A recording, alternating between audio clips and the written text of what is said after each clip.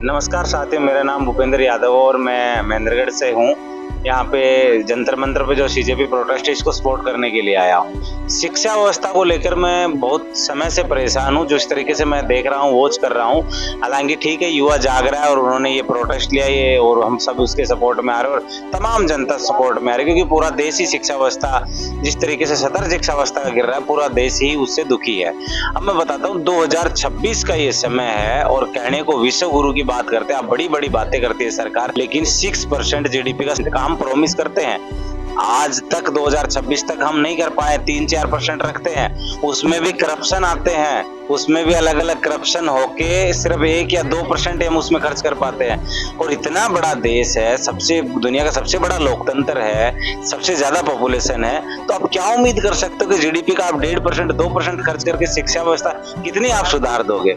एक छोटा सा एग्जाम्पल लेते, 93,000 स्कूल बंद हुए हैं अभी कुछ 10 सालों में। कोई कुछ नहीं बोल रहा, ना विपक्ष बोलेगा ना इस विपक्ष बोलेगा, क्योंकि दोनों को सिर्फ वोट बैंक चाहिए। वो 93,000 है, वो वोटर तो है लेकिन शिक्षित नहीं है। अच्छी बात है, ताकि उनको धर्म के नाम पे, अंधविश्वास के नाम पे जल्दी भड़काया जाए और वो वोट बैंक बना रह जाएगा। दूसरा, अब बताता हूँ, 1 लाख स्कूल ऐसे हैं जिनमें सिर्फ एक शिक्षक है।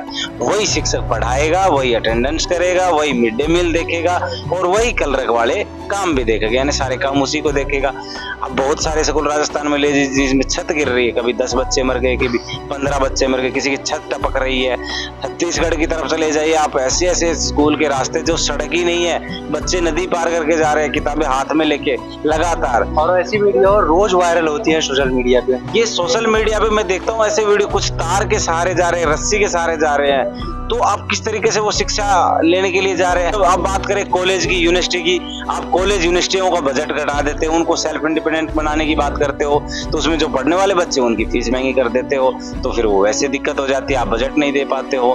तो एक तो ये हालत है। और पिछले कुछ सालों में हमने कितनी यूनिवर्सिटियां खोली है, कितने कॉलेज खोले, ये सबको अच्छे से पता है कि शिक्षा व्यवस्था पे हमने कितना काम किया। हमारा शिक्षा मंत्री कितना पढ़ा लिखा है और कितनी जिम्मेदारियां तय करता है, कितनी लेता है, ये भी सबको पता है। पिछले 10 साल में 90 से ज्यादा पेपर लीक हुए, तमाम पेपर, ऐसा नहीं है कि पेपर नीट का हो, नेट का हो, यूपीएससी, सीबीआई, एडीए और लेखपाल, पटवारी, एसएससी, मतलब कितने गिनाए, व्यक्त नहीं कर सकते, ज्यादा हो गया। 90 से ज्यादा पेपर और ये सबको डिटेल में, इतने पेपर मतलब लीक हो चुके हैं। कितने बच्चों ने सुसाइड कर ली, कितने लोग पकड़े गए, लेकिन कोई संख्या ही नहीं है जिनका नाम ही मेंशन नहीं हुआ सुसाइड में। आप अभी तो हम उतना मेंशन कर रहे हैं जो नाम दर्ज हुआ है। हाँ। और वो भी देखिए जो चले गए हैं उनका दर्ज भी नहीं हो, वो सोचिए कितने लोग गए हैं। ये सिर्फ जो डाटा है ना, उस डाटा की बात है। और फिर मीडिया बात करता है, मीडिया का रैंक 157वां है, तो उससे तो क्या ही उम्मीद कर सकते हो। तो कहता है कि बेलेडी इतनी चॉकलेटी क्यों है। ये मतलब आप कहोगे उसको तो इतना अगर एडवर्टाइजमेंट के लिए पैसा दिया जाता है, अगर उसको कहो कैंसर को अच्छा बताना तो वो कैंसर को अच्छा बता देगा कि बहुत अच्छा है,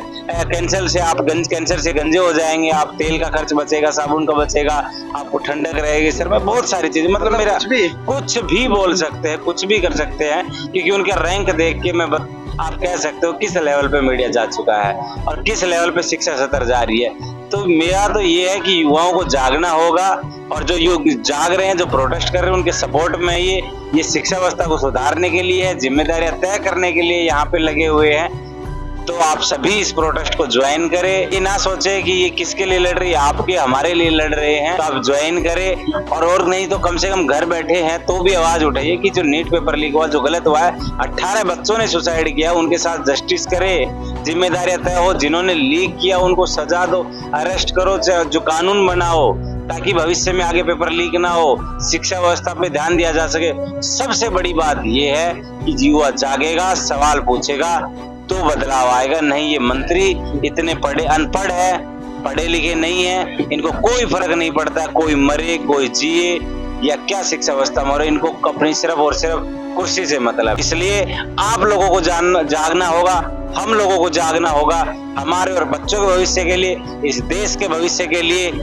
और अपने इस जो चुप्पी है, जो डर है आपके अंदर, इस डर को तोड़िए, इस चुप्पी को तोड़िए और तोड़ के बोलिए, जो गलत हो रहा है उसके खिलाफ बोलिए, लेकिन चुप मत बैठिए। क्योंकि इस पे मैं वही कहना चाहूंगा कि जलते घरों को देखने वालों, फूस का छप्पर आपका है, आपके पीछे तेज हवा, आगे मुकद्दर आपका है। बहुत बहुत धन्यवाद। और आपसे मैं कहना चाहता हूं, अगर आप यहाँ आ नहीं सकते तो कम से कम इस वीडियो को शेयर कीजिए और सभी लोगों तक शेयर कीजिए। जितने भी युवा पीढ़ी है सब जाने, देखें और इस प्रोटेस्ट का कम से कम सोशल मीडिया के द्वारा सपोर्ट करें। आपका बहुत बहुत धन्यवाद, आप इतने समय तक हमारी वीडियो को देखें और इस वीडियो को शेयर करें ताकि उन तक जानकारी पहुंचे। धन्यवाद।